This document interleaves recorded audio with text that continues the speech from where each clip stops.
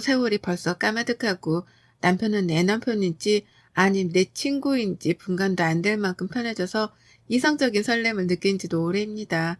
뭐 그게 아쉽긴 하지만 비로소야 남편이 내 가족이 되고 내 부모보다 가까이 서 있는 중요한 사람이 된 것 같아서 그 존재만으로 감사하기도 하고요. 다만 세월이 흘러 피 안 섞인 남편이랑은 찐 가족이 되어가는데 시어머니와 관계를 개선시키는 것이 참 어렵네요. 이러다 어머님이 돌아가실 때까지 사이가 이럴까나 싶어서 걱정이 되던 때도 있었답니다. 멋모를 적에는 그래도 어머님이랑 잘 지내보고 싶은 마음이 커서 제가 먼저 다가가곤 했거든요. 하지만 이젠 그마저도 아니게 되었어요. 더욱 거리를 두려웠고 하는 어머님 때문에 다가가려던 제가 뒷걸음질을 치게 되었기 때문입니다. 지금부터 시어머니와의 지독한 고부관계가 설명이 될 텐데요. 가뜩이나 시모랑 사이가 안 좋으신 분들이라면 정신줄 꽉 붙들어 잡고 들어주시길 바랍니다. 후련한 복수를 꿈꾸시는 분들도 꼭이요. 제가 결혼할 적에 저희 친정 부모님께서 집을 해주셨습니다. 강남은 아니지만 한강이 보이는 그 주변의 아파트이고 저랑 남편이 돈 모아 인테리어를 새로 싹 바꿔서는 들어와 살기 시작했어요.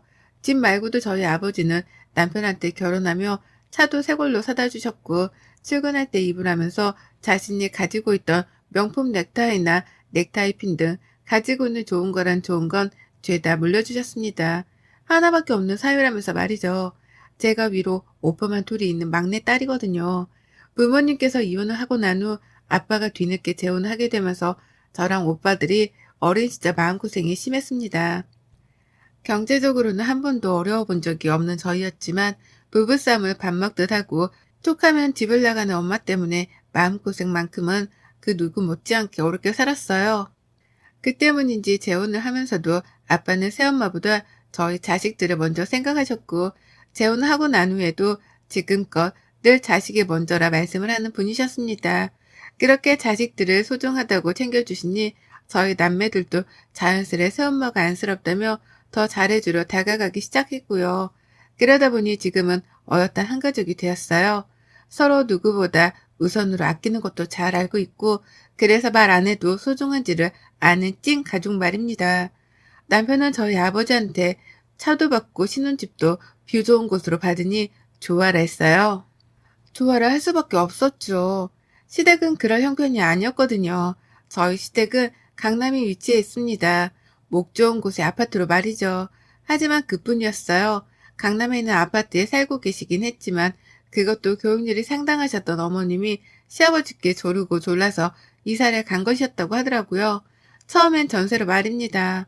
그렇게 남편은 시어머니의 욕심 때문에 강남으로 학교 전학을 왔음에도 불구하고 명문대는커녕 인서울대학을 겨우 진학을 했다고 해요. 새로운 환경에서 공부를 할 여유도 없이 적응하느라 스스로 힘들었다고 하더라고요. 하지만 시어머니는 그걸 이해하기는커녕 오히려 도끼를 품고 곧 고3이 되는 아가씨라도 명문대를 보내야겠다는 생각으로 더 빚을 내서 강남에 있는 아파트를 사셨다고 합니다. 어찌 보면 그 당시 재테크를 잘 하셨던 것이기 때문에 돈 버는 일이긴 했으나 그로 인해 시아버지는 퇴근 후 대리운전까지 뛰면서 빚을 갚았다고 하시고 시어머니는 별개로 식당 일까지 하며 생활비를 벌어오셨다고 해요. 집 하나, 그놈의 집 하나랑 대학 하나 때문에 집안 전체가 돈에 허덕이며 살았던 것이었죠. 근데도 한번 강남에 들어와 살다 보니 강남이라는 입지가 좋았던지 집을 팔지 않고 살던 집에서 쭉 사셨다고 합니다. 충분히 여유를 부리며 살 수 있었음에도 불구하고 자진해서 살던 집에 살기를 택한 것이었어요. 결혼 전에 이 얘기를 듣고 참 신기한 분이다 싶었습니다. 그놈의 강남 아파트가 뭐라고 주변 인근만 가도 그 아파트를 팔고 남긴 돈으로 더 크고 좋은 집에 살 수도 있을 텐데 자식들을 모두 다 대학에 보내놓고서도 그리 힘들게 사는 게 왜인지 궁금했어요. 그와 동시에 경제적으로 큰 현금 흐름이 없는 분들이신 것 같으니 여유가 있는 저라도 잘 해드려야겠다 싶었죠. 하지만 공식적으로 혼인신고를 하고 난 후였음에도 불구하고 결혼하고 나니 이상한 구두의 그림이 그려지기 시작했습니다. 아무리 봐도 시어머니가 나를 따돌리는 생각을 지울 수가 없겠더라고요. 어머님 하시는 꼴을 보니 말이죠. 저희 아빠가 신혼집을 마련해 주셨다는 소식을 들었을 때도 남들 같았으면 고맙다고 하면서 감사의 인사부터 먼저 하셨을 텐데요. 저희 어머님은 아니었어요. 이왕 사줄 거 강남의 아파트를 사주면 좀 좋아. 거기가 강남도 아닌데 뭔 투자 가능성이 있다고. 라고 하면서 바로 강남이 아니라는 이유를 들먹이며 면박을 주시더라고요. 선의를 베푼 사람이 무한하게 계시리 말입니다. 그뿐이게요. 우리 부부 잘 살라며 아빠가 내주신 집이었는데 어머님은 그게 마치 돈 자랑이라도 하려는 듯 보이셨나 보더라고요. 남도 아니고 당신 아들이 따뜻히 지낼 수 있는 집을 주신 것임에도 불구하고 마치 삐져있는 사람 마냥 한동안은 집에 대한 얘기를 하지 말라고 선까지 그으셨답니다. 참 속이 좁은 분이라는 걸 그때 전 처음으로 파악했었네요. 시어머니하고의 관계가 결코 쉽지만은 않겠다는 생각에 머리가 괜히 지끈거리더라고요. 그래도 자식 낳고 또 잘 사는 모습을 보여드리면 어머님도 한 번쯤은 그 입에서 고맙단 말을 해주실 줄 알았습니다. 하지만 고맙긴 개뿔 욕이라도 안 먹으면 다행인 날들이 연달아 펼쳐졌어요. 제가 하는 설거지도 마음에 안 든다며 기름때 가득하던 핀잔부터 주셨고요. 생신 선물을 사가기라도 하면 마음에 안 드는 이유를 꼭 하나씩 대면서 급기야 환불까지 하셨답니다. 며느리가 사준 선물이면 그 정성을 봐서라도 사용을 해볼 법한데 마음에 안 든다는 1차원적인 이유를 들먹이며 환불을 요구하더라고요. 제가 지금 낳아 키우는 제 자식들이 둘인데요. 첫째로 딸을 낳았더니만 딸이라는 이유로 아이 돌상에서 밥조차 드시지 않으셨답니다. 이거 완전 정신 나간 시어머니나 다름이 없는 분이셨죠. 당시 손녀딸이 어리광을 부리면서 할머니를 부르는데도 쳐다를 보려 하지 않으셨고 아이 앞에서 아들을 언제 낳을 거냐는 핀잔까지 주는데 그때가 제 인생에서 가장 힘들었던 시기였어요. 시어머니께 욕을 먹어서 힘든 게 아니라 시어머니랑 피 터지게 한판 뜨면서 싸우고 싶은데 애가 놀랄까봐 그러지 못하고 참느라 힘들었던 겁니다. 그렇게 성질을 죽여가며 어머님이 저지르는 불합리한 불만 혹은 투정이 있는 그대로 받아들이며 살았어요. 그 후 아들을 낳았더니 잠깐 좋아라 하시더니 곧이어 또 원래 모습으로 돌아오셔서 손주만 챙기며 예뻐라 하는 지독한 시어머니가 되셨고요. 그런데 지난 1월 벌써 1년이 다 되어가네요. 코로나 때문에 한동안 집안에서만 살며 시댁은 근처도 못 가봤습니다. 남편이 초창기에 코로나에 걸리기도 했었고 그로 인한 몸살을 너무 심하게 겪었던 바람에 주변 어른들께는 절대로 옮기면 안 되겠다는 각성을 했거든요.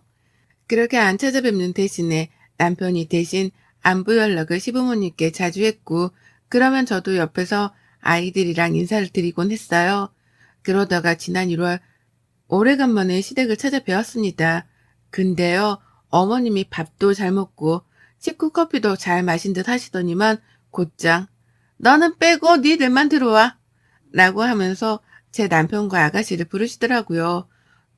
눈앞에서 대놓고 당한 차별을 얼떨떨했는데 당한 건 저뿐만이 아니었죠.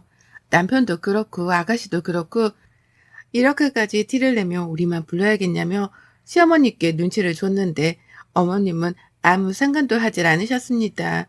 결국 그렇게 방 안에 들어가 한참 동안 대화를 나누다가 나오곤 하셨어요. 그리고 이런 식의 기분 나쁜 일은 한 번으로 끝나지 않았습니다. 한 번이 아니라 여러 번 정말 무수히 많을 만큼 제가 기분 나쁠 일들이 벌어졌어요. 다 같이 밥을 먹다가도 얘기 좀 하자꾸나 라고 하면서 정확히 손가락으로 제 남편과 아가씨를 가리키며 안방으로 데리고 들어가기도 하셨고요. 이런 식의 일들이 좀 익숙해진 건지 언젠가부터는 고개만 휙휙 거리시면서 아가씨랑 제 남편을 부르더라고요. 그러면 저는 또 나만 빼놓고 들어가려 하시는가 보다 싶어서 일부러 눈을 회피하며 밥상머리에 시선을 고정시키곤 했죠. 안 그럼 그 상황 자체가 너무 민망해서 못 봐줄 것 같았으니까요. 저도 사람인지라 무슨 대화를 나몰래 나눴는가 싶어서 궁금해 죽겠었습니다.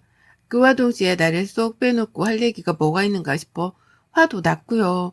저희 아가씨가 결혼했는데 한 번은 아가씨의 남편까지도 방 안에 부르시더라고요.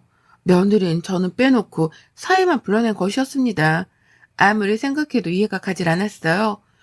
무슨 대화를 하길래 나 혼자만 이렇게 기분이 나쁠 만큼 혼자 남겨두는 거냐면서 괜시리 남편을 불러 짜증도 부려봤습니다. 시어머니 보는 앞에서 툴툴대어 보기도 했고요. 하지만 남편은 입을 아꼈고 한 번은 결국 털어놓더라고요. 엄마가 재산 얘기를 하신다고 부르신 거였어. 가족들만 있는 자리에서 재산 얘기를 하고 싶으셨던 것 같더라고.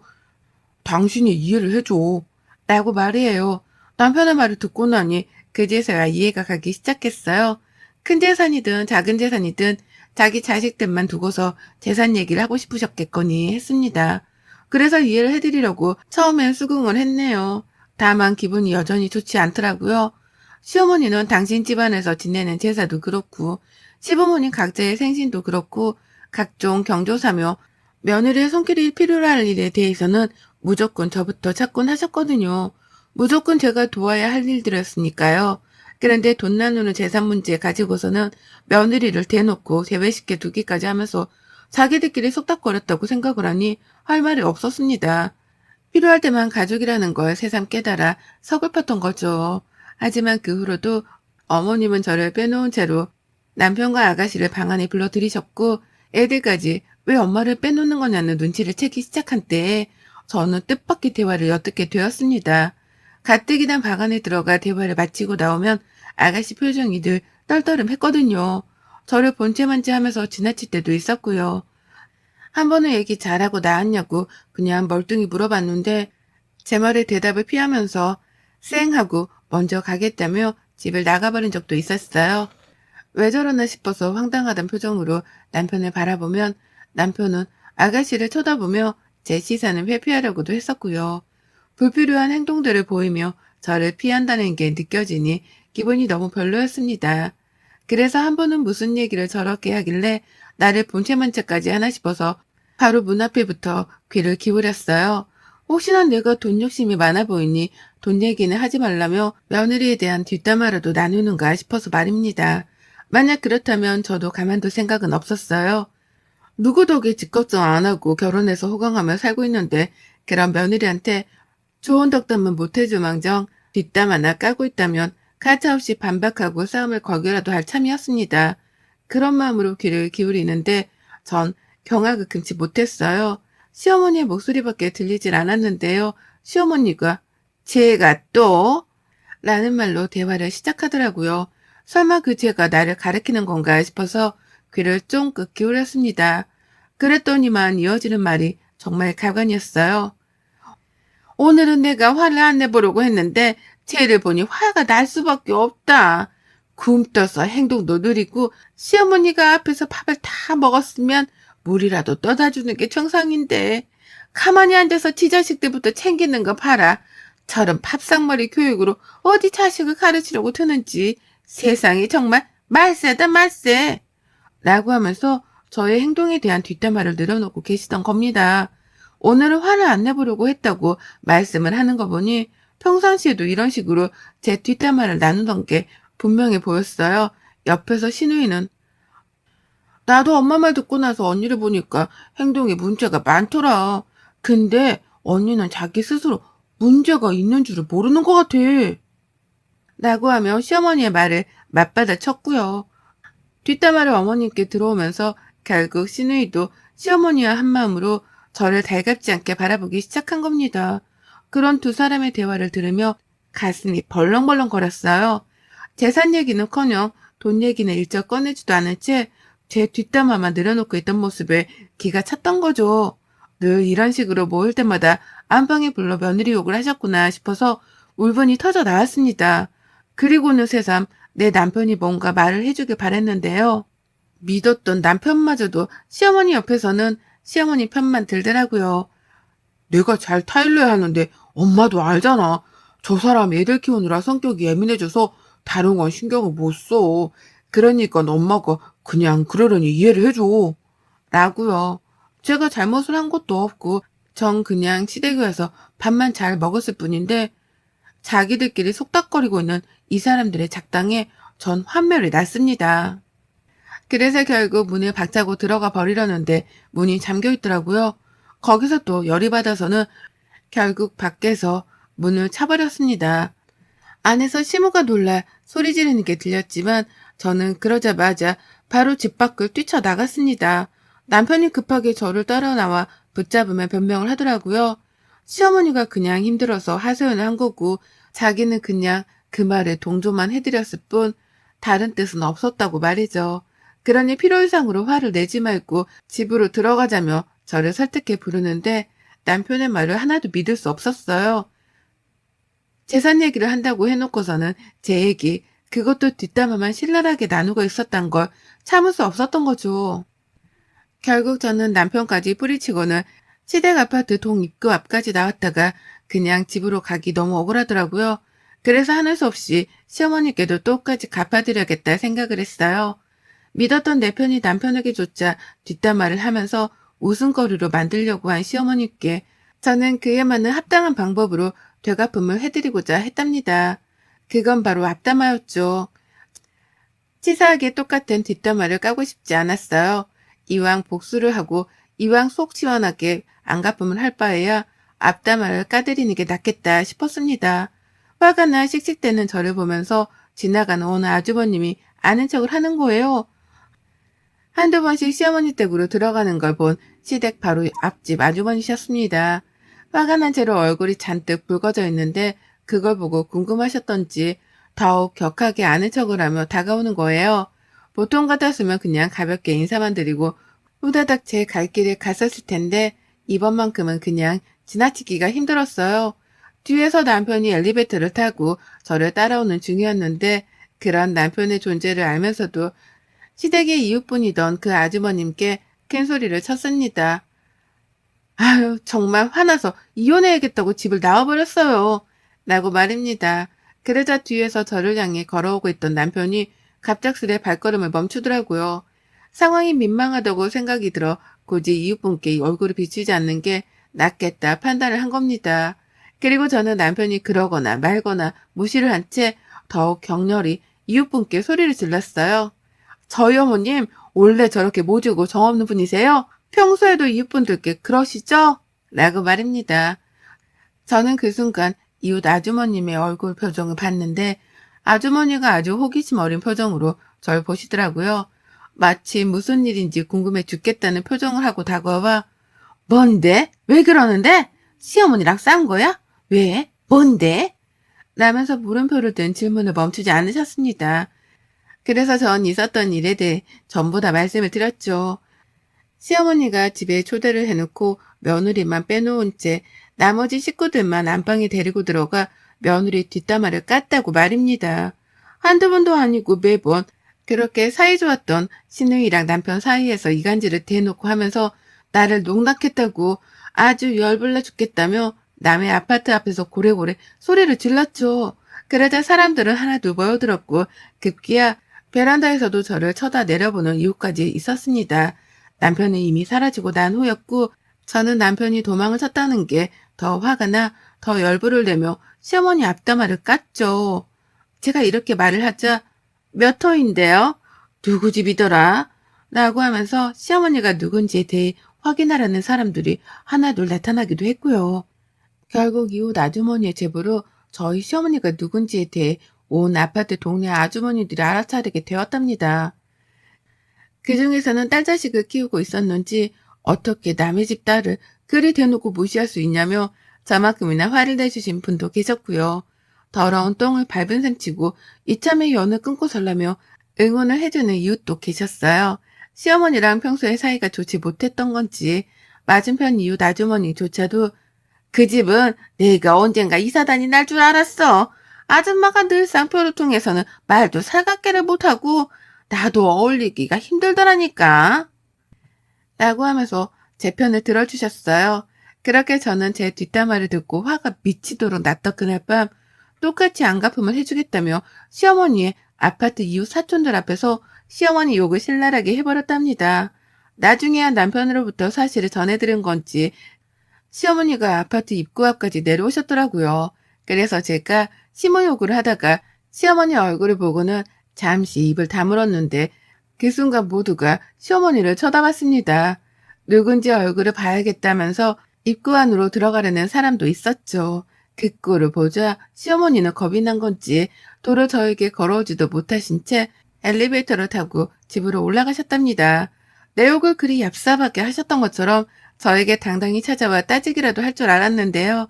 그냥 그렇게 이웃들 눈을 피해 도망가는 걸 보니 쌤통이었네요. 여기가 제 아파트도 아니고 시어머니가 쭉 사셨던 아파트인데 이제 저 얼굴을 어찌 들고 다니실까 싶어서 괜히 오지랖스러운 생각도 해봤고요. 그렇게 저는 눈치 보던 시어머니께 뒷담화까지 당하고 난 후 제 감정을 주체하지 못한 채 남의 아파트에서 참 요란스럽게도 떠들어댔습니다. 이게 소음으로 들렸을 법도 한데 이웃분들은 궁금해 죽겠다는 이유로 서로 삼삼오오 모여서는 저의 심호 앞담화를 들어주며 다 같이 떠들어 주셨네요. 그 덕에 저는 더 신이 나서 심호욕을 실라리 했고 그 광경을 남편을 포함해 시어머니까지 목격을 했고요. 살짝 찔리긴 했지만 상관없었습니다. 재산 얘기를 한다는 핑계를 대면서 지들끼리 모여 뒷담화를 깐 것보단 덜 치사한 짓이었다고 생각해요. 남편도 할 말이 없었는지 그날 뒤늦게야 애들을 데리고는 집으로 돌아왔는데 와서 내내 제 눈치를 보다가 먼저 맥주까지 꺼내 들더라고요. 마시고 한잔하며 자기랑 풀자고요. 자기가 잘못했고 시어머니한테도 다신 그런 식으로 방에 불러들이지 말라며 단단히 말씀을 드리고 왔으니 앞으로 같은 일은 되풀이되지 않을 거라고도 말이죠. 그 말이 참 마음에 들었지만 1%가 부족하더라고요. 저는 또 시어머니를 볼 일이 없을 거고 그 집에 들어가서 수모를 겪지 않을 거라고 단단히 못을 박아뒀답니다. 그러니 시어머니가 행동을 고치건 말건 그건 상관이 없다고 말이죠. 그랬더니 남편이 그런데요. 우리 엄마 요즘 집 밖으로 쪽팔리다며 나가지도 못하고 있어. 라고요. 시어머니가 저 때문에 이웃들한테 쪽이 팔려 집 밖을 못 나가고 있다며 동정심을 가져달라는 거예요. 아유, 그 말이 얼마나 웃기던지 저는 배꼽까지 잡고 빵 터졌습니다. 아주 꼴 좋다며 신랄하게 비웃어줬더니 남편은 그제서야 제 마음을 꿰뚫었던지 더는 심호야기를 입 밖으로도 안 꺼냅니다. 그리고 전 속으로 생각했죠. 시어머니에 대한 가십이 사라지기 전에 시댁 아파트에 가서 주기적으로라도 시어머니 욕을 해야겠다고 말이죠. 제 남편 데려다가 제 욕을 깠던 것처럼 저도 똑같이 어머님 이웃들께 어머님 욕을 하고 어머님 얼굴을 붉혀지게 만들 겁니다. 눈에는 눈, 이에는 이니까요. 여러분의 생각은 댓글로 남겨주세요. 오늘도 시청해 주셔서 정말 감사합니다.